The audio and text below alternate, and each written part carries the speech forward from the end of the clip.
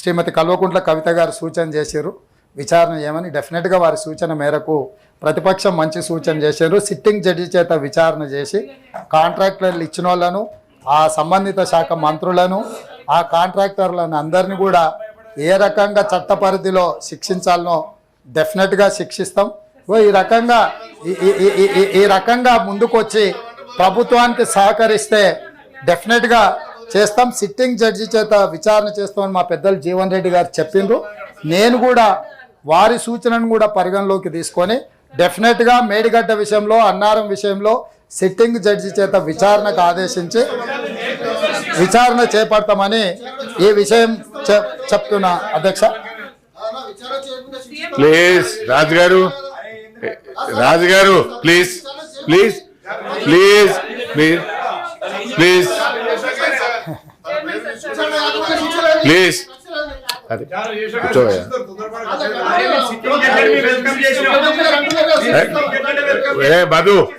మధు గారు అక్కడ మాట్లాడుతున్నారు, కూర్చోవయ్యా.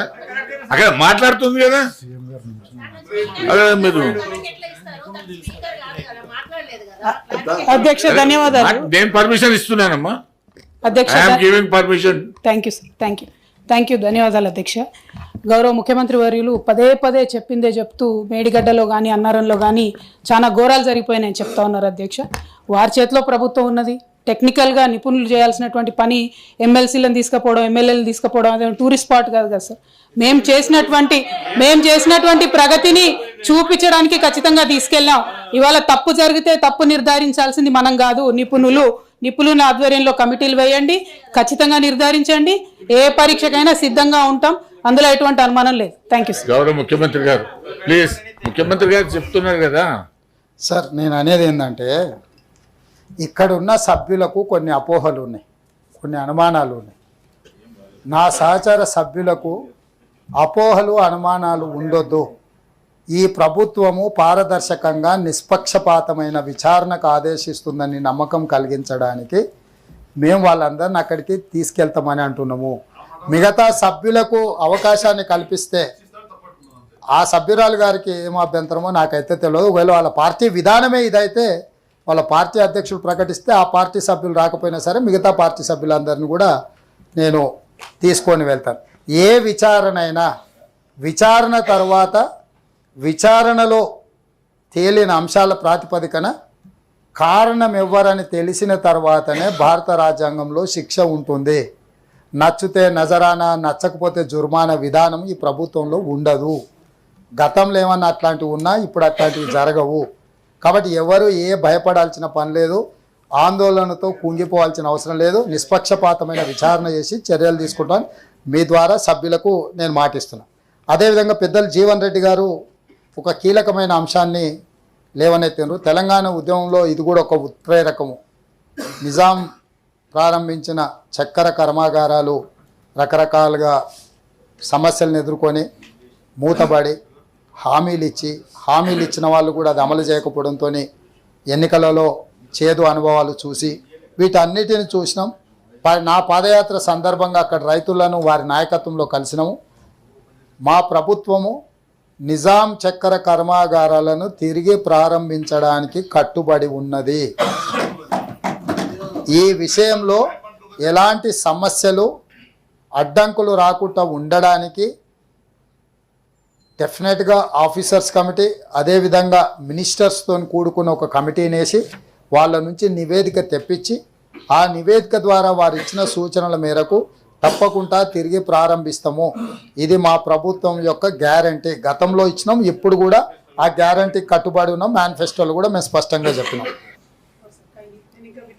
సార్. అది ఎందుకంటే ప్రజాస్వామ్యయుతంగా ఎన్నికైనటువంటి క్రితం ప్రభుత్వాలను చాలా దారుణాతిదారుణమైనటువంటి రీతిలో గవర్నర్ గారి అడ్రస్లో పొందుపరచడం జరిగింది sir.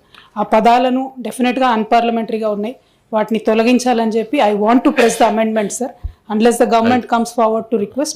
Endukante this is the first day, unless honorable CM requests, we will not withdraw sir, because he has to be responsible. The language used in yesterday's governor's speech is not acceptable to our party and people of Telangana also sir. చెప్తారా ముఖ్యమంత్రి గారు? ఎలియమ్స్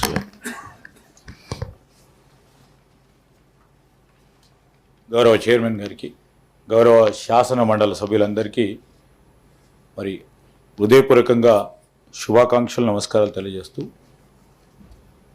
గౌరవ శాసన సభ్యురాలు లేవనెత్తిన objection, శాసన మండలి సభ్యురాలు లేవనెత్తిన అంశం విషయంలో వారికి కూడా తెలుసు, వారికి ఉన్న అనుభవం అట్లా గవర్నర్ గారి స్పీచ్ అధ్యక్ష, అది గవర్నర్ గారి స్పీచ్కి సంబంధించి అంటే వారి అభిప్రాయంలో అది కఠోరంగా ఉందని వారి అభిప్రాయం.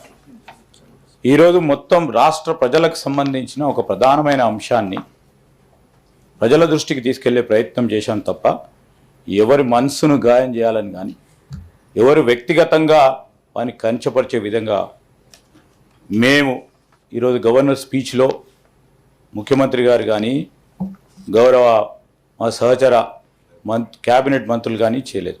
So I would like to request honourable member to consider and drop that amendment. నన్ను అది కాన్స్టిట్యూషన్ ప్రొవిజన్ లేదు, నేను స్టడీ చేశాము. ప్లీజ్ ప్లీజ్ ప్లీజ్ ప్రభాకర్ గారు please. Although we do not agree with whatever honorable governor has said, it is really not in good spirit. పోయిన ప్రభుత్వాలన్నీ తప్పు చేసినాయి, నిరంకుశంగా ఉన్నాయి, నిర్బంధంగా ఉన్నాయి అనేటటువంటి పదాలన్నిటి మీద సీరియస్గా ప్రొటెస్ట్ చెప్తూ మా ప్రొటెస్ట్ రిజిస్టర్ చేస్తూ ప్రభుత్వం యొక్క మొదటి రోజు కాబట్టి వారికి లేదమ్మా. ప్రభాకర్ గారు యు ఆర్ నాట్ అమైండెడ్. మీరేం నేనేమంటున్నానా ప్లీజ్. కవిత గారు గౌరవ సభ్యురాలు ఇచ్చినటువంటి దాన్ని ప్లీజ్ ప్రభాకర్ గారు, కవిత గారు క్లోజ్ చేయండి అమ్మా. సార్ ఒకటి సార్, సరే with in the party there is a discussion. మాది మెజారిటీ ఉంది సార్ ఇక్కడ, దీనిలో పెద్ద ఆలోచన ఏం లేదు. మేము గట్టిగా అమెండ్మెంట్ ప్రెస్ చేసి ఓటింగ్కి పోతే గెలిచేది మా తీర్మానమే ఉంటుంది. కాకపోతే definitely in the spirit of cooperating with the government. ఎందుకంటే తెలంగాణ ప్రజల కోసం ఒక మెసేజ్ ఇవ్వడానికి మీరు ఎంత దుందుడుకుగా ఉన్నా, మీరు మమ్మల్ని ఎంత పర్సనల్గా దెప్పి పొడిచినా, it is not personal, it is government, it is governance ultimately which matters.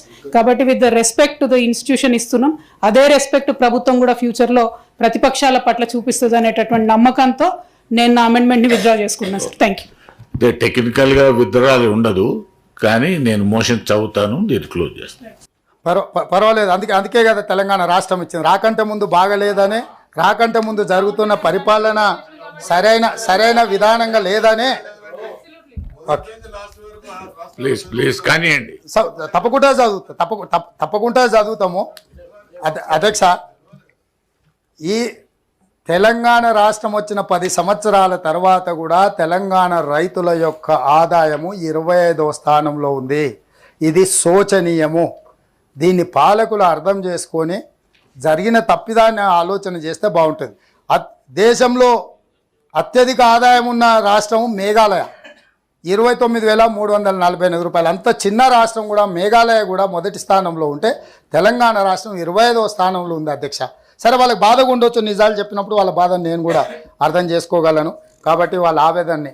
అదేవిధంగా అధ్యక్ష, విద్యుత్తు తలసరి వినియోగంలో రాష్ట్ర ప్రభుత్వం మొదటి స్థానంలో ఉందని పదే ఈ ప్రభుత్వం చెప్పుకుంటూ ఉంటుంది.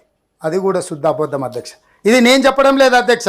సెంట్రల్ ఎలక్ట్రిసిటీ అథారిటీ వార్షిక నివేదిక 2023లో స్పష్టంగా ఏ రాష్ట్రాలు తలసరి విద్యుత్ వినియోగం ఎంతుందో నివేదిక ఇచ్చిండ్రు.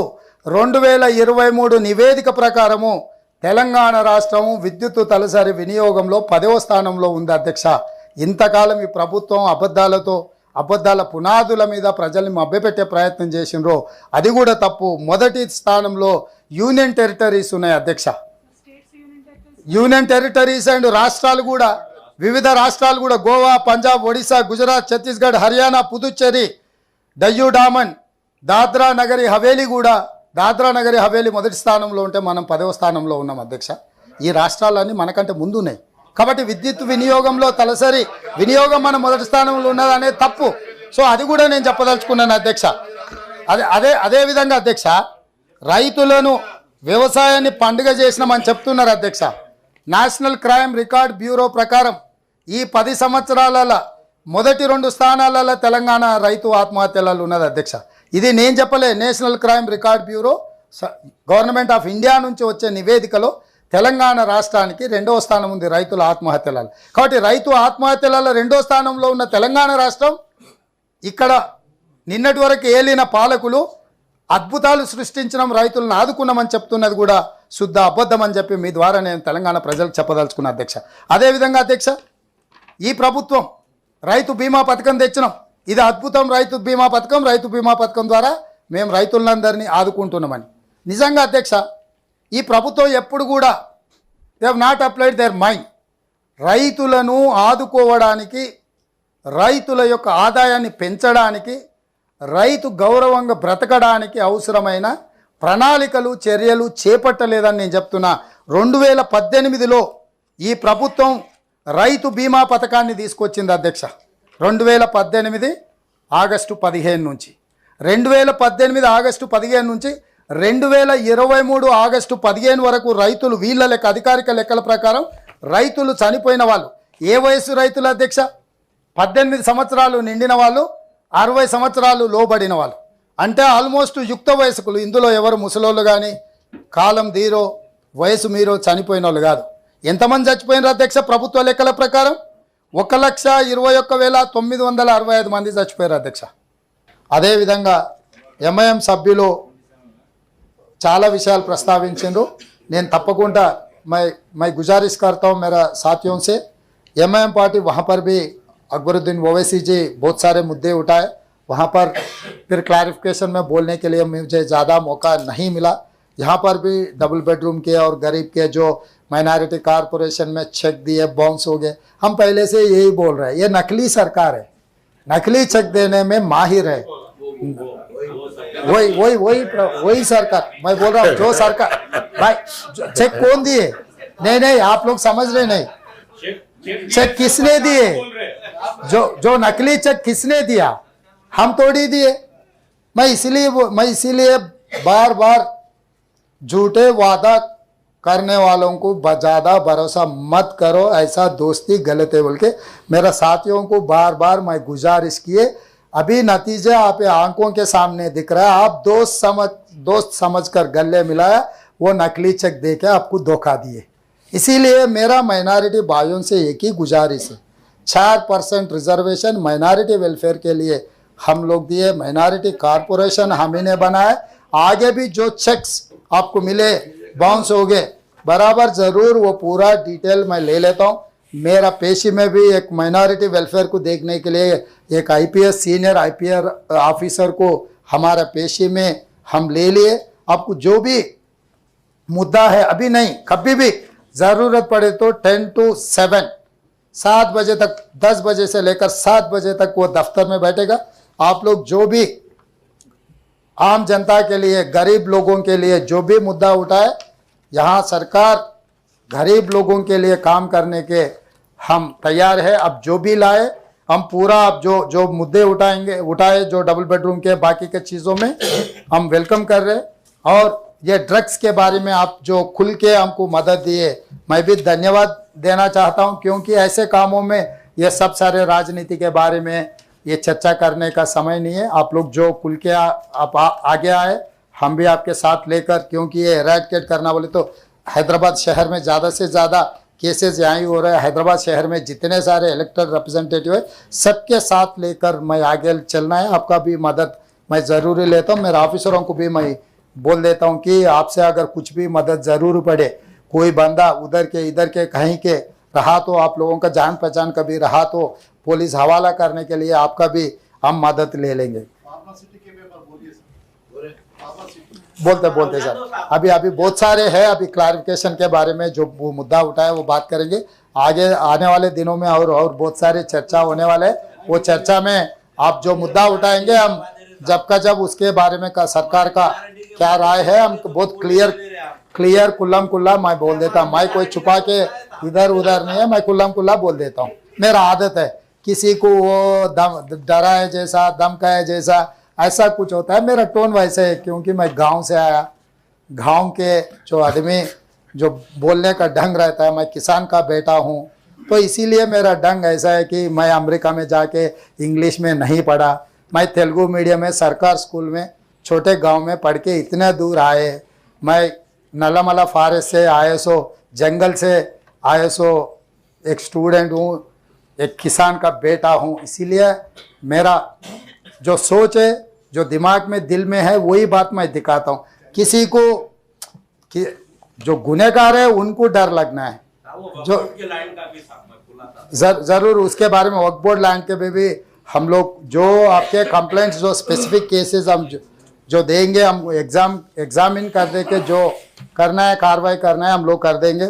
अदे विधंगा నర్సిరెడ్డి గారు కూడా స్కూల్ సర్వీసెస్ మ్యాటర్ మీద, సిపిఎస్ మీద, జీతాలు మొదటి తారీఖు చాలా విషయాలు ప్రస్తావించారు. ఒకేసారిగా అన్ని సమస్యలు పరిష్కరించే దాని మీద మాట్లాడినారు. డెఫినెట్గా ఓపెన్ మైండ్తో ఉన్నాం. సిపిఎస్ని రివైవ్ చేయడం కానీ 317 జీవోల విషయంలో కానీ ఈ ప్రభుత్వం మీ అందరితో చర్చలు గతంలో ఏ విధంగా అయితే టీచర్ సంఘాలకు సంబంధించి ముఖ్యమంత్రులే వాళ్ళతో కూర్చొని చర్చించి మీరు లేవనెత్తిన అంశాలను పరిష్కరించే విధానం ఉందో తిరిగి పునరుద్ధరిస్తాం. ఎమ్మెల్సీలతో పాటు టీచర్ల సంఘాల వాళ్ళు చాలామంది ఉన్నారు. ఆ విషయాలన్నిటి కూడా వాళ్ళతో ప్రత్యేకంగా సమావేశం ఏర్పాటు చేస్తాం. శాసనసభ సమావేశాలు ముగిసిన వెంటనే ఈ విద్యా విధానంలో ఉపాధ్యాయుల మధ్యలో ఉన్న సమస్యల్ని వాళ్ళు ఏమేమి ఎదుర్కొంటున్నారో వాళ్ళతోనే అవసరమైతే ఒక 4 గంటలు కూర్చొని అధికారులను కూడా నిర్ణయాలు చేసే అధికారులను చీఫ్ సెక్రటరీతో సహా మిగతా అధికారులందరినీ కూడా పిలిచి మీతోని సమావేశాన్ని ఏర్పాటు చేస్తాం. మీరు లేవనెత్తిన అంశాలు అందులో ప్రభుత్వం పరిష్కరించగలిగిన వాటిని అన్నిటిని కూడా అక్రాస్ ద టేబుల్ వాటిని పరిష్కరిస్తాం. అదేవిధంగా శంబీపూర్ రాజు గారు వికలాంగుల విషయము అన్నారు. వికలాంగులది ఆల్రెడీ అవకాశం ఉన్నది. ఇంకా ప్రత్యేకంగా వికలాంగులకు ఏమైనా ప్రత్యేకమైన వసతులు ఏర్పాటు చేయాలన్నా కూడా ఈ ప్రభుత్వము ముందుకు వస్తుంది. ఇక అదేవిధంగా పబ్బులు బార్లు మనం ఎంత తక్కువ మాట్లాడుకుంటే అంత మంచిది. ఎందుకంటే గత ప్రభుత్వం ఇచ్చిన అనుమతులు వాళ్ళు పెట్టిన పాపాల పుట్టనే మన ఎత్తి మీద పెట్టారు. డెఫినెట్గా ఆల్రెడీ బార్లు పబ్బుల మీద ఆదేశాలు ఇవ్వడం జరిగింది. వాటి మీద ఏ రకంగా చర్యలు తీసుకోవాలనో చట్ట పరిధిలో డెఫినెట్గా వాటి మీద కూడా చర్యలు తీసుకుంటాం. అదేవిధంగా ఏవిఎన్ రెడ్డి గారు 317 జీవోకి సంబంధించి స్పౌస్ కేసెస్ గురించి వివిధ అంశాలు లేవనెత్తారు. డెఫినెట్గా ఈ జీవో వాళ్ళందరి సమస్యలు పరిష్కరించడానికి మా ప్రభుత్వం కట్టుబడి ఉన్నది. వాటన్నిటిని కూడా పరిష్కరిస్తాం. ఈచ్ ఇండివిజువల్ కేసెస్ ఏమున్నా కూడా వాటన్నిటిని కూడా మా దృష్టికి తీసుకురావాల్సిందిగా కోరుతున్నాం. బ్రేక్ఫాస్ట్కు సంబంధించి కూడా లాంఛనంగా సేమ్ ఇది కూడా అదే కేసు, నకిలీ కేసు. ఒక రోజు కోసం అట్లా ఫోటో ఫినిషింగ్ కోసం చేసిండ్రు, తర్వాత ఎక్కడ చేయలేదు. భవిష్యత్తులో మధ్యాహ్న భోజన పథకాన్ని అమలు చేసే దాంట్లో కూడా వాళ్ళ జీతభత్యాలు కానీ వాళ్ళ ఖర్చులు కానీ ఏమి ఇవ్వకుండా మధ్యాహ్న భోజన పథకం కూడా లోపభూయిష్టంగా ఉన్నది. వాటిని ఈ బ్రేక్ఫాస్ట్కు సంబంధించిన అంశాలను కూడా వీటన్నిటిని కూడా ప్రత్యేకంగా చర్చ చేసుకొని ఆ సమస్యలను లోతు తెలుసుకొని వాటిని కూడా పరిష్కరిస్తాం. అదేవిధంగా పురుషోత్తం రెడ్డి గారు రఘోత్తమ్ రెడ్డి గారు లేవనెత్తిన హెల్త్ కార్డు ఇతర విషయాలు కూడా చెప్పిండ్రు. ఇవన్నీ ప్రభుత్వం మీకు తెలుసు 7 తారీఖు నాడు మేము బాధ్యత తీసుకున్నాం. 10 రోజులు కూడా కాలేదు. ఇప్పటికే చాలా విషయాలను సమీక్షిస్తున్నాం, చాలామందిని కలుస్తున్నాం, చాలామందితో మాట్లాడుతున్నాం. రోజుకు 18 గంటలు సమస్యల పరిష్కారం కోసం మేము సమయాన్ని ఇస్తున్నాం. తప్పకుండా ఈ విషయాలను అన్నిటిని కూడా ఒక్కసారి శాసనసభ సమావేశాలు ముగిస్తే మాకు కొంత సమయం దొరుకుతుంది. మా మంత్రులందరూ కూడా సచివాలయంలో అందుబాటులో ఉంటారు. మేము రాబోయే రోజుల్లో ఖచ్చితంగా వారంలో 3 రోజులన్న సచివాలయంలో మా మంత్రులందరూ కూడా విజ్ఞాపన పత్రాలు లేకపోతే రిప్రజెంటేషన్స్ తీసుకోవడానికి సంబంధిత శాఖల మంత్రులందరికీ కూడా మేము నిర్ణయం తీసుకొని సచివాలయంలో అందుబాటులో ఉంటాం. సాయంత్రం 4 నుంచి 6 గంటల వరకు ఎవరు రావాలన్నా వచ్చి అనుమతి తీసుకొని ఆయా సంబంధిత శాఖ మంత్రులకు మీరు మీ దృష్టికి వచ్చిన సమస్యల్ని తెచ్చే విధంగా వాటిని పరిష్కరించడానికి శాయశక్తుల ప్రయత్నం చేస్తాం. ఏదేమైనా అధ్యక్ష, మీ నాయకత్వంలో ఈ సభ సజావుగా జరగాలని, సమస్యలకు పరిష్కారం చూపించాలని ఇక్కడ సభ నిర్వహించడం వల్ల చాలా సందర్భాలలో మంత్రులు ఇక్కడ జవాబు ఇవ్వడానికి కానీ లేకపోతే శాసన మండలి కొంత వివక్షకు లోనవుతున్నదన్న భావన సభ్యుల దృష్టికి వచ్చింది. నేను అసెంబ్లీ స్పీకర్ గారితో మాట్లాడిన, తమరితో కూడా మాట్లాడిన, సంబంధిత శాఖ మంత్రితో కూడా మాట్లాడిన, తొందరలోనే మనము ఇక్కడ జరిగే శాసన మండలి సమావేశాలని ఆ ప్రాంగణంలోకి మార్చుకొని గతంలో ఉమ్మడి సమావేశాలకు వినియోగిస్తున్న అసెంబ్లీ బిల్డింగ్ను పూర్తిగా రిపేర్స్, రినోవేషన్, రిస్టోరేషన్ చేసుకొని వచ్చే బడ్జెట్ సమావేశాలను అక్కడికి తరలించడం ద్వారా ఒక పక్కన అసెంబ్లీ, ఇంకొక పక్కన శాసన మండలి, మధ్యలో సెంట్రల్ హాల్ పెట్టడం ద్వారా ఒక మంచి సాంప్రదాయానికి, సభ్యులకు కూడా ఒకరంటే ఒకరికి ఒక గౌరవం పెరగడానికి, అక్కడనే మంత్రుల చేంబర్స్ ఉంటాయి కాబట్టి సభ్యులు ఏవైనా విషయాలు ఉంటే మంత్రుల దృష్టికి తీసుకెళ్ళడానికి ఒక మంచి సాంప్రదాయానికి మనం పునాది రాయి వేద్దాం. మీరు కూడా అనుమతించండి. ఇది తరలించడానికి అవసరమైన అన్ని చర్యలు తీసుకోవడానికి నేను మా అధికారులకు ఆదేశిస్తా. మీరు ఇక్కడ ఉన్న నోటిఫై చేయాలనుకుంటా. నాకు తెలిసినంత వరకు ఇక్కడ ఉండే సభను అక్కడికి తరలిస్తే కూడా అక్కడ నోటిఫై చేయాలనుకుంటా. దాంట్లో పూర్తిగా మా సభ్యులందరూ కూడా అక్కడికి తరలించడానికి ప్రభుత్వంగా మేము నిర్ణయం తీసుకున్నాము. మీరందరూ కూడా మీ ఆమోదం తెలిపితే వచ్చే బడ్జెట్ సమావేశాల లోపే అక్కడికి తరలించుకుందామని చెప్పి నేను మీకు విజ్ఞప్తి చేస్తున్నా. మీరు అందరూ ఒప్పుకుంటే ఈ కార్యక్రమాన్ని ముందుకు తీసుకెళ్దాం.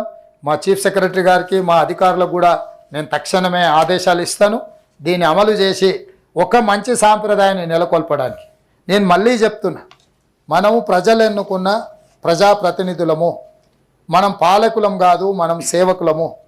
వాళ్ళ సమస్యలు ప్రతి ఒక్కరు వ్యక్తిగతంగా వెళ్ళి వివిధ శాఖలతో కానీ వివిధ సంస్థలతో మాట్లాడలేరు కాబట్టి మనకు బాధ్యత ఇచ్చిండ్రు. మీరు ఏది ఉన్నా సమస్యలను లేవనెత్తడానికి ఎప్పుడైనా రావచ్చు. సమస్యల్ని పరిష్కరించడానికి ఈ ప్రభుత్వం ఓపెన్ మైండ్తో ఉన్నది. ఈ పరిపాలనను సజావుగా ముందుకు తీసుకెళ్ళి సంక్షేమ రాష్ట్రంగా, అభివృద్ధి రాష్ట్రంగా దీన్ని తీర్చిదిద్దుకుందాం. మన భవిష్యత్ తరాలకు ఒక మంచి సాంప్రదాయం. ఎందుకంటే గతంలో చుక్కా రామయ్య గారు, ప్రొఫెసర్ నాగేశ్వర్ గారు, చాలామంది మేధావులు ఇక్కడ సభ్యులుగా ఉన్నారు. వాళ్ళతో పాటు నాకు కలిసి పనిచేసే అవకాశం వచ్చింది. నేను మొట్టమొదట ఈ సభలకే వచ్చిన.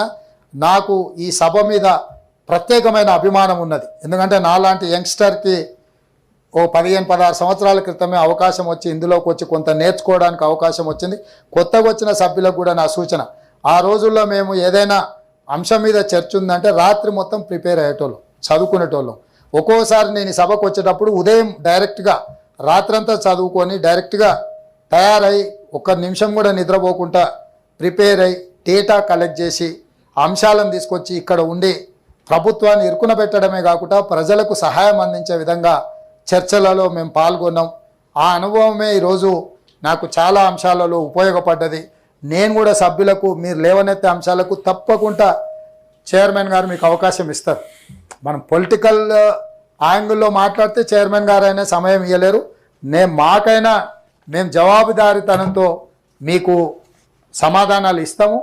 ఆ విధంగా ఒకరికొకరు సహకరించుకొని ఒక మంచి సాంప్రదాయాన్ని ఈ శాసన మండలి ద్వారా, ఎందుకంటే ఇది పెద్దల సభ, మనకు వయసు తక్కువ ఉన్నా లేకపోతే అనుకోకుండా మనకు అవకాశాలు వచ్చినా దీన్ని సద్వినియోగం చేసుకోవడం ద్వారా రాజకీయ పరిణతిని ప్రదర్శించాల్సిన బాధ్యత మన అందరి మీద ఉన్నది. మా ప్రభుత్వం ఆ దిశగా సహకారం అందిస్తుంది, ముందుకు వెళ్తుందని తెలియజేస్తూ సెలవు తీసుకుంటాం. గౌరవ ముఖ్యమంత్రి గారు శాసన పరిషత్తు పాత అసెంబ్లీ భవనాల్లోకి మార్చాలనేటువంటి నిర్ణయం గతంలోనే కూడా ఒకసారి మనం తీర్మానం కూడా చేసినాము. కాబట్టి మనందరి యొక్క ఆమోదంతోనే వచ్చే బడ్జెట్ సమావేశాల లోపల అక్కడ మార్చడానికి అటు శాసనసభాపతి, నన్ను, ఎల్ఏ మినిస్టర్ శ్రీధర్ బాబు గారిని, R&B మినిస్టర్ గారిని కూడా కూర్చొని దానికి కావాల్సినటువంటి రిపేర్లు అవన్నిటికీ కావాల్సిన డబ్బులు వెంటనే విడుదల చేయడానికి కూడా వారు ఆదేశించినారు. వారికి ప్రత్యేకంగా ఈ సభ తరఫున ధన్యవాదాలు తెలియజేస్తున్నాను. There are 3 amendments moved by the Shrimati Kalvakuntla Kavitha garu to the motion of thanks and governor address. They are before the house. వారికి నేను రిక్వెస్ట్ చేస్తే వారు విత్డ్రా చేసుకుంటా అని చెప్పారు.